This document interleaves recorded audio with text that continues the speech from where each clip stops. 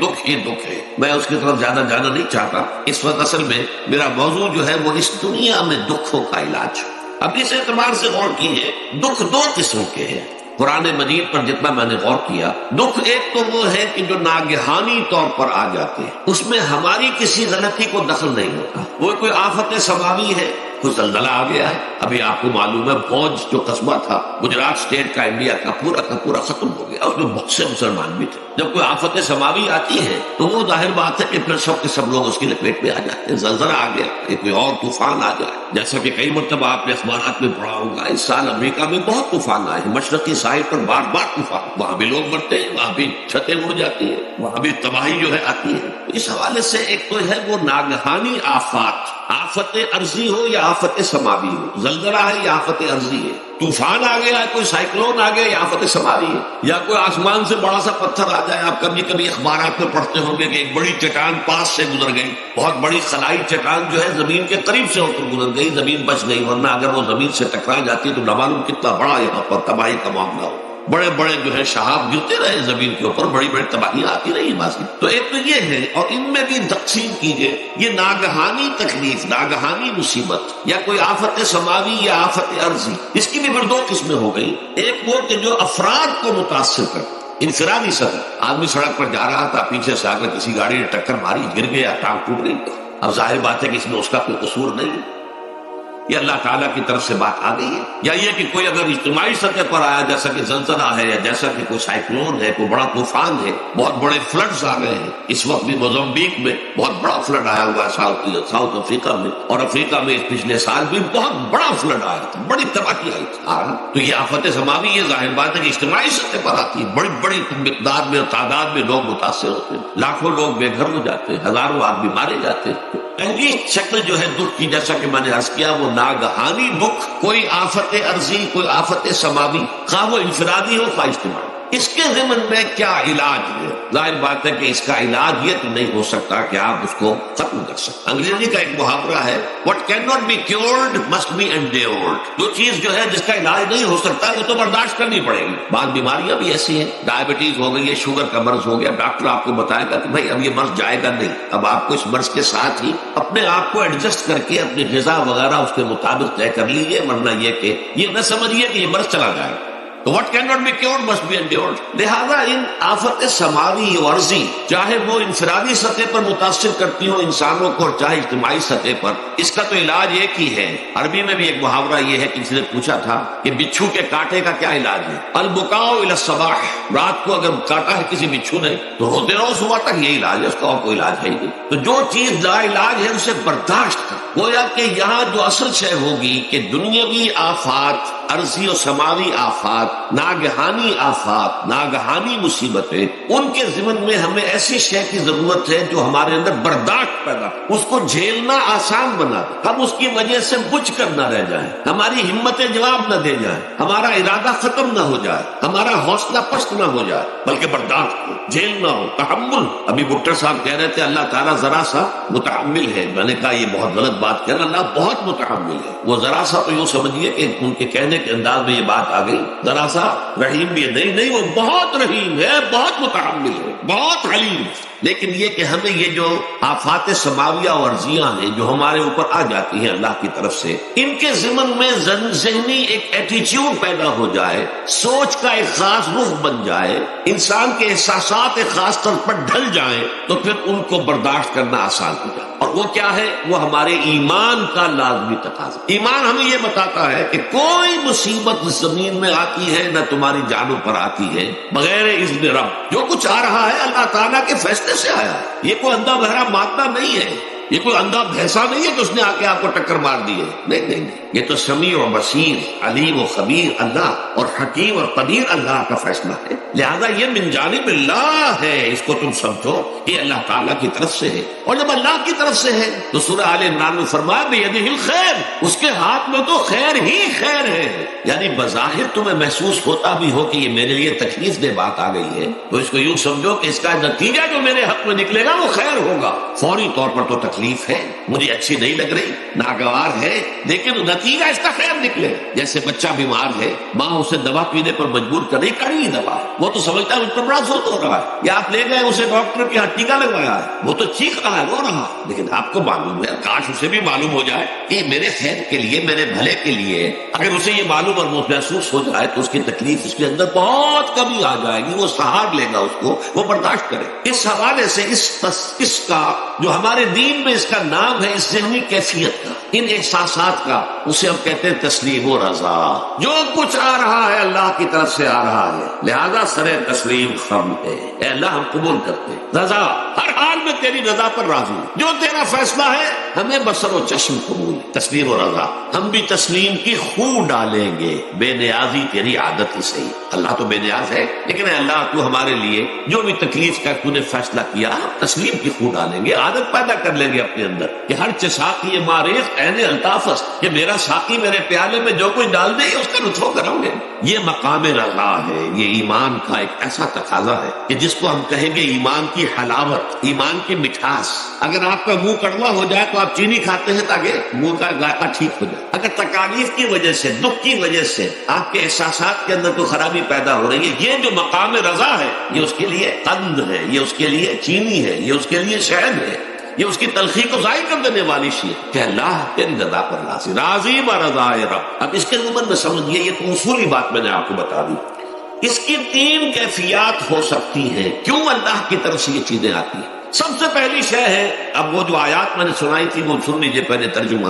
سورہ تغابن میں فرمایا ما صاب من مصیبت الا باذن اللہ. دیکھو کوئی مصیبت تم پر نہیں آ سکتی، نہیں آتی مگر اللہ کے اذن سے. ومن یؤمن باللہ، اور جو شخص اللہ پر ایمان رکھتا ہو، یہدی قلبہ، اللہ اس کے دل کو ہدایت دے دیتا ہے، اس کے دل کو سکون عطا کر دیتا ہے. وہ راضی برضائے رب ہو جاتا ہے، اس میں شکوہ نہیں رہتا، اس میں شکایت نہیں ہوتی، اس میں تلخی نہیں ہوتی. کیوں ہو گیا، کیسے ہو گیا، کیوں ہو گیا، نہیں ہونا چاہیے، نہیں. یہ سارا جو پیچ آدمی کھاتا رہتا ہے اندر ہی اندر، وہ جو پیچ کھا رہا ہے، یہ سب پیچ نجات نہیں گئی. برو کشید سے پیچا کے ہستمود مرا، چودہ کے مقام رضا کشود مرا. یہ پیچ کھانا جو ہے، پیچا کے ہستمود، اس سے اللہ تعالیٰ نے مجھے نجات دے دی ہے مقام رضا کے ذریعے سے. کتنے بڑے بڑے عقدے میرے حل ہو گئے اس مقام رضا سے. چودہ کے مقام رضا کشود میرے تو بہت سے عقدے اس سے حل ہو گئے. اس حوالے سے ایک موٹی بات تو یہ ہو گئی، لیکن اب اس کو 3 حصوں میں تقسیم کی. پہلی بات یہ کہ یہ اللہ کی طرف سے آزمائش کے طور پر آتا. آزمائش، میرا بندہ اس پر صبر کرتا ہے یا نہیں، یا میرے خلاف بکواس کرنے پر آمادہ ہو جاتا. اللہ تو ایسا ہے، اللہ نے تو ہم پر کبھی کرم کیا ہی نہیں ہے، اللہ تو ظالم، معاذ اللہ معاذ اللہ معاذ. کہیں ایسا تو نہیں، میرا بندہ جو ہے تکلیف کو جھیلتا ہے میری وجہ سے، یہ سمجھ کے کہ اللہ کی طرف سے آئی. یہ صبر جو ہے یہ بہت بڑی کامیابی ہے اگر انسان کو حاصل ہو جائے. اور اس صبر کے نتیجے میں 2 اور باتیں پیدا ہوتی ہیں. یہ مضامین علیحدہ علیحدہ دروس کے اندر آتے رہے ہیں، لیکن آج ایک نئے عنوان کے تحت جمع ہو کر آ رہے ہیں. پہلی بات یہ ہوتی ہے کہ یہ امتحان کا نتیجہ کیا نکلتا ہے کہ آپ نے ایک امتحان پاس کیا تو آپ کے اگلے درجے میں ترقی ہو جائے. 5ویں کا امتحان پاس کر لیا نا تو 6ٹھی میں جائیں گے. اب 6ٹھی کا امتحان پاس کریں گے تو 7ویں میں جائیں گے. 7ویں کا پاس کریں گے تو 8ویں میں. درجہ بدرجہ انسان کی دینی، ایمانی اور روحانی ترقی کا ذریعہ یہ آزمائش میں. جتنا اس میں صبر ہوگا، جتنا اس میں تسلیم و رضا جو ہے آپ حاصل کرتے جائیں گے تو آپ کے درجے بلند ہوتے چلے جائیں گے. آپ کا امتحان کڑے سے کڑا آئے گا، بڑے سے بڑا آئے گا، مشکل سے مشکل تر آئے گا. ایک وقت میں ایم اے کا امتحان بھی آپ کو دینا ہوگا. ایک وقت میں ہو سکتا ہے پی ایچ ڈی کے لیے تھیسس آپ لکھیں، پھر اس کے اوپر جو ہے ٹیم بیٹھی ہوئی اور آپ سے وہ بحث کرے، جرا کرے آپ سے، وہ بھی کرنا ہوگا. لیکن یہ کہ اگر پرائمری ہی میں فیل ہوگا تو اس کا سوال ہی پیدا نہیں ہوتا کہ کبھی آپ ایم اے کا یا پی ایچ ڈی کا تھیسس بھی لکھیں. اور اسی کو دوسرے انداز میں کہا گیا ہے قرآن مجید میں،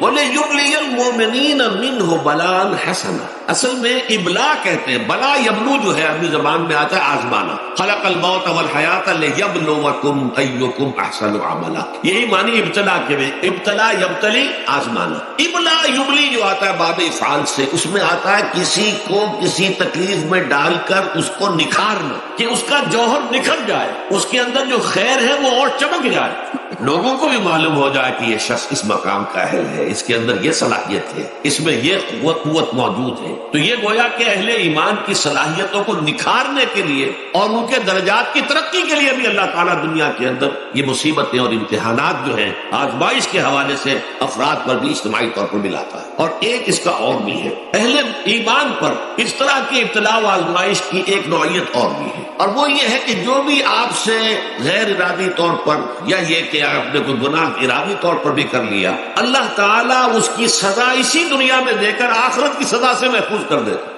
گویا کہ اس سے بڑا خیر کیا ہوگا؟ یہاں کی سزا کیا ہے؟ جھیل لیا آپ نے، بخار آ گیا، ٹانگ ٹوٹ گئی، چلیے 3 مہینے آپ بستر پر پڑے رہے نا، اور کیا ہوا؟ کچھ نہیں۔ لیکن یہ کیا آخرت کی سزا ملتی ہے؟ بہت عظیم ہو، لہذا کفارہ بناتا ہے اللہ تعالیٰ گناہ، ان جو بھی گناہ ہو گئے ہیں، غلطیاں ہو گئی ہیں، ان کا کفارہ اللہ تعالیٰ بندہ مومن کے لیے، حضور کی ایک حدیث ہے، اس کا متن مجھے اس وقت یاد نہیں ہے، کہ مومن کا معاملہ عجیب ہے، اسے کوئی تکلیف پہنچتی ہے صبر کرتا ہے، وہ اس کے گناہوں کا کفارہ بن جاتا ہے، اور اگر کوئی خوبی ملتی ہے اس پر اللہ تعالیٰ کا شکر ادا کرتا ہے، اس کے درجات بلند ہو جاتے ہیں۔ تو یہ معاملہ جو ہے اللہ تعالیٰ کی طرف سے بندہ مومن کے حق میں خیر کہ در حقیقت اس کے ان گناہوں کی پاداش کہ جو اس نے یہاں کر لی ہے یہی دنیا میں دے کر دھو دیا جائے، پاک کر دیا جائے۔ جیسے آپ کو معلوم ہے دھوبی جو ہے کپڑے کو بھٹی میں چڑھاتا ہے، گرم پانی میں ڈالتا ہے تاکہ اس کا میل نکلے، اس کے آگے پٹکتا بھی ہے ذرا اس کو تاکہ وہ میل اچھی طرح چھٹ جائے اس سے۔ اسی طرح اگر دنیا میں ہمارے میل چھٹ جائیں، دنیا میں اگر ہمارے گناہ دھل جائیں تو یہ بڑے نفع کا سودا ہے، بڑے نفع کا سودا ہے، بڑے نفع کا سودا ہے۔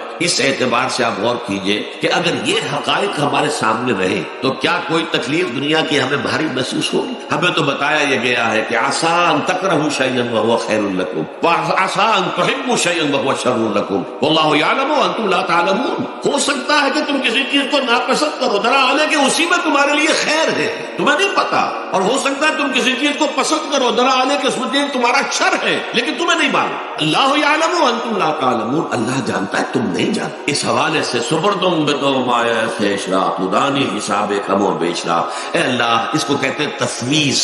یہ سورہ تغابن کے 10 میں یہ تمام مضامین تفصیل سے آتے ہیں کہ ایمان کے جو باطنی ثمرات ہیں اس میں سب سے پہلے مقام رضا ہے، پھر تفویض، توکل ہے۔ آپ محنت کر رہے ہیں، محنت کر رہے ہیں، محنت کر رہے ہیں، نتیجہ نہیں نکلا۔ ایک نتیجہ یہ نکلے، ایک بچے نے بہت محنت کی، دن رات کام کیا، فیل ہو گیا امتحان، اب صدمے سے کمر ٹوٹ سکتی ہے اس کی، لیکن نہیں، ہو سکتا ہے کہ اللہ تعالیٰ نے اسی میں میرے لیے خیر رکھا، اس لیے کہ ہماری محنت سے کچھ نہیں ہوگا، ہمارے مادی وسائل سے کچھ نہیں ہوگا، ہوگا اللہ کے اذن سے، اللہ کی مرضی سے، اللہ کی مشیت سے۔ یہ ہمارے لیے خاص طور پر اس اعتبار سے بہت اہم نکتہ ہے، ہم سب راہ حق کے مسافر ہیں، اپنے اپنے بس پڑتے محنت کر رہے ہیں، وقت بھی صرف کر رہے ہیں، مال بھی صرف کر رہے ہیں، محنت کر رہے ہیں، مشقت کر رہے ہیں، لیکن فرض کیجئے جیسا کہ ہے پھر واقع، فرض کیا کیجئے، وہ تو واقع سامنے کی بات ہے، نتائج نکلتے نظر نہیں آ رہے، قدم نہیں بڑھ رہے، ہماری طرف لوگوں کا رجوع عام نہیں ہے، ٹھیک ہے، اس پر قطعاً بدل ہونے کی بات، یہ اللہ تعالیٰ کی مشیت میں ہوگا، جب وہ چاہے گا تب ہوگا، ہمارا کام یہ کہ اپنا فرض ادا کیے چلے گا بس، اور نتیجے سے بالکل ذہن کو اپنے منقطع کر لیں، ذہن کا کوئی تعلق آپ کے نتیجے کے ساتھ نہ رہے۔ یہ جب تک کیفیت ہماری نہیں ہوگی، اب اس راہ پر استقامت اور مدام اس پر محنت اور جد و جہد کرنا جو ہے وہ ہمارے لیے ممکن نہیں رہے گا۔ اس کے لیے میں اگر آپ کے سامنے رکھوں معاملہ کہ حضور صلی اللہ علیہ وسلم کے جو پہلے 10 برس ہیں، جب سے آپ کو آغاز ہوا ہے وحی کا، اس کے بعد سے پہلے 10 برس دن رات کی محنت، شدید مشقت، یہاں تک کہ اللہ بھی روک رہا ہے نبی آپ اپنے آپ کو ہلاک کر لیں گے، لعلک باخع نفسک اللہ یکونوا مؤمنین، کیا آپ اپنے آپ کو صدمے میں ہلاک کر لیں گے؟ یہ مان نہیں لا رہے، اس قدر صدمہ، لیکن اس کے ساتھ یہ ہے کہ یہ نہیں ہے کہ نتیجہ نہیں نکل رہا تو کام چھوڑ کے بیٹھ جائے، نہیں، معاصل نتیجہ نہ نکلے تو حضرت نوح علیہ السلام کی عمر بھی اگر حضور کی ہوتی 950 برس بھی حضور دعوت دیتے تھے، آپ کا کام تھا، آپ کا فرض تھا۔ حضرت نوح علیہ السلام بھی تو آخر اللہ کے ایک بندے تھے، اللہ کے رسول تھے، 950 برس تک دعوت دی ہے، فلبث فیہم 1000 سنۃ الا 50 عاما، یہ تو ہم مانتے ہی نا، اگر قرآن کے اندر نص قطعی صریح الفاظ نہ ہوتے کہ 950 برس تک گئے، ورنہ یہ بات سمجھ سے بالا تر ہے، عام طور پر معلوم ہوتا ہے کہ اس دور میں ابھی عمر زیادہ تھی۔ بہرحال جو میں نے عرض کیا تھا کہ دکھ جس سے انسان متاثر ہوتا ہے اس کی ایک قسم وہ ہے کہ جو ہمارے ارادہ اور اختیار سے باہر، اللہ کی مشیت سے، اللہ کے اذن سے، اللہ کی مرضی سے آتا ہے، اس کے لیے ہمارا کام صرف برداشت ہے، جو شے بھی ہمیں برداشت کی صلاحیت عطا کر دے وہی اس کا علاج ہے۔ جیسے آپ کو معلوم ہے کہ بخار بہت تیز چڑھا ہوا ہے، اس کی دوا نہیں ہے اسپرین یا کوئی اور پیراسیٹامول بخار کی شدت کو کم، وہ کوئی علاج نہیں ہے۔ علاج تو ہوگا اگر معلوم ہوگی کون سے جراثیم ہے، کس کی وجہ سے ہے، اس کا صحیح اینٹی بایوٹک کون سا ہے، وہ علاج ہوگا، یہ علاج نہیں ہے۔ لیکن اس کی شدت کی کمی اور اس کے اندر جو احساس ہے جھیل جانے کا، وہ انسان کے لیے آسان ہو جاتا ہے۔ یہی مضمون آیا ہے سورہ حدید میں بھی، ما اصاب من مصیبت فی الارض ولا فی انفسکم، یہاں کھول دیا اس مضمون کو۔ میں نے عرض کیا تھا نا کہ یہ آفت سماوی بڑے پیمانے پر بھی ہو سکتی ہے، زمین میں یعنی زلزلہ آ گیا، فلڈ آ گیا، طوفان آ گیا، ولا فی انفسکم، خاص تمہاری جان میں، تمہیں بخار ہو گیا، تمہیں ٹی بی لگ گئی، تمہیں کوئی اور بیماری آ گئی، تمہیں کینسر ہو گیا، معاذ اللہ ہوتا ہے، آخر ہوتا ہے دنیا میں، انسانی زندگی کے ساتھ یہ ساری چیزیں لگی ہوئی ہیں۔ لیکن یہ چیزیں ما اصاب من مصیبت فی الارض ولا فی انفسکم، نہیں پڑتی تم پر کوئی پڑنے والی کوئی مصیبت، کوئی تکلیف، نہ پوری زمین میں بڑے پیمانے پر، نہ تمہاری جانوں میں انفرادی سطح پر، الا فی کتاب من قبل ان نبراها، مگر یہ کہ وہ تو ایک کتاب میں، کتاب اللہ کے علم کی کتاب، ام الکتاب، اس میں پہلے سے درج موجود ہے۔ یہ الٹ اپ نہیں ہو گیا، یہ اچانک نہیں ہو گیا۔ آپ اچانک سمجھتے ہیں کہ صاحب میں تو جا رہا تھا، اچانک ٹرک نے آ کے مجھے دھکا مار دیا۔ اچانک کوئی شے یہاں نہیں ہوتی، اس کائنات میں پتا تک نہیں ہلتا جب تک کہ اس نے رب نہ ہو۔ اچانک کا کیا سوال؟ تو در حقیقت جو ہوتا ہے وہ اللہ تعالیٰ کے علم میں پہلے سے ہے، علم کامل، ما کان وما یکون، جو کچھ ہوا جو کچھ ہوگا، مستقبل ماضی کل کا کل آنے واحد میں اللہ کے علم میں موجود۔ لہذا یہاں اچانک کچھ نہیں ہوتا، جو بھی آیا ہے اللہ کے علم سے ہے، اور یہ پہلے سے اللہ کے علم کے اندر موجود تھا، لکھا ہوا تھا، الا فی کتاب من قبل ان نبراها ان ذلک علی اللہ یسیر۔ یہ تمہیں تو مشکل نظر آئے گا لیکن اللہ پر بڑا آسان ہے، اللہ کا علم کامل، ما کانا ما یکون کو آدھی ہے، لیکن لا تاسو علی ما فاتکم، تاکہ تم افسوس نہ کیا کرو ان چیزوں پر جو تم سے چھوٹ جائیں، جاتی رہے، چھن جائیں۔ کوئی موقع تھا ہاتھ سے نکل گیا، کوئی دولت تھی اس پر ڈاکہ پڑ گیا، کوئی اور مصیبت ہے وہ آ گئی، کوئی عزیز فوت ہو گیا، اکلوتا بیٹا تھا فوت ہو گیا، وغیرہ۔ ما فاتکم، فات سے ہی فوتیدگی ہے نا، جو شے بھی نکل جائے، چلی جائے، ہاتھ سے جاتی رہے، چاہے وہ کوئی آپ کا عزیز تھا جو فوت ہو گیا تو آپ کے ہاتھ سے نکل گیا، یا کوئی مال تھا جو آپ کے قبضے سے نکل گیا، ڈاکہ پڑ گیا، چوری ہو گئی، نقصان ہو گیا کاروبار میں بہت بڑا، اس پر افسوس نہ کیا کرو۔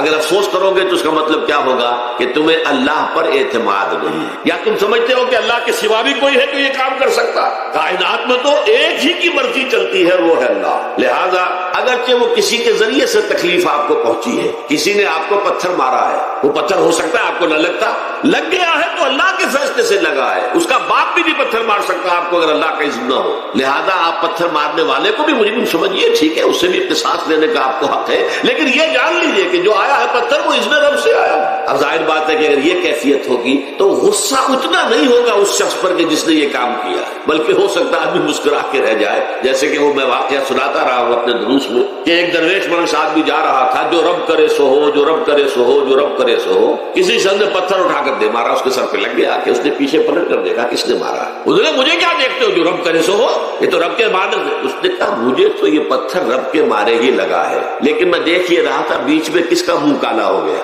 اپنے لیے کس نے ایک گناہ کما لیا، اپنے لیے کس نے ایک مصیبت جو ہے وہ مول لے لی، وہ بیچ میں تم آ گئے ہو، پتھر اللہ کی طرف سے آیا، لیکن اس کا عذاب، اس کا وبال تم پر آ گیا۔ بہرحال یہ تو میں نے عرض کیا آپ کے سامنے، وہ چیزیں کہ جو آ جاتی ہیں، وہ تکالیف، وہ مسائل جو اللہ کی طرف سے من جانب اللہ ہے، اس میں آپ کسی کو مورد الزام نہیں ٹھہرا سکتے، وہ آپ پر آ گیا۔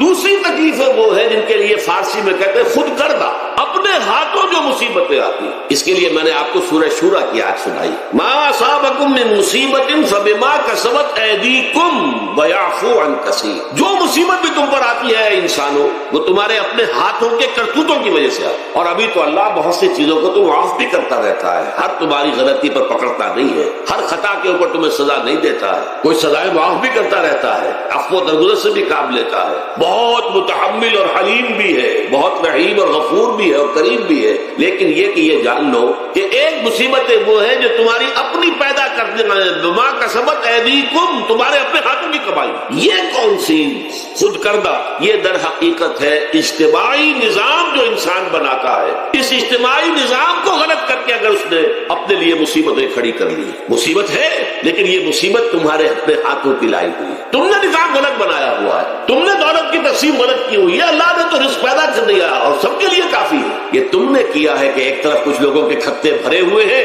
اور ایک طرف کوئی فاقے سے مر رہا ہے. یہ خود کردہ ہے، یہ ہمارا کبھی ہے. یہ تم نے نظام غلط بنایا ہے. یہ جو نظام کے اندر خرابی ہے یہ تمہاری اپنے کرتوت ہیں. تم نے خود نظام کے اندر غلطی رکھی ہوئی ہے، ناانصافی گھولی ہوئی ہے، اس کا زہر گھولا ہوا ہے. یہ تمہارے اپنے کرتوتوں کی وجہ سے، اور اس کا علاج تمہیں کرنا پڑے گا خود. اور وہ علاج کیا ہوگا؟ نظام کو صحیح قائم کرو. اللہ کا دیا ہوا نظام عدل و قسط. یہی وجہ ہے کہ سورہ حدید کی جو آخری آیت میں نے پڑھی تھی وہ کیا تھی؟ اللہ تعالیٰ فرماتا ہے کہ ہم نے تو اپنے رسولوں کو بھیجا اس لیے، کتابیں نازل اس لیے کی. لقد ارسلنا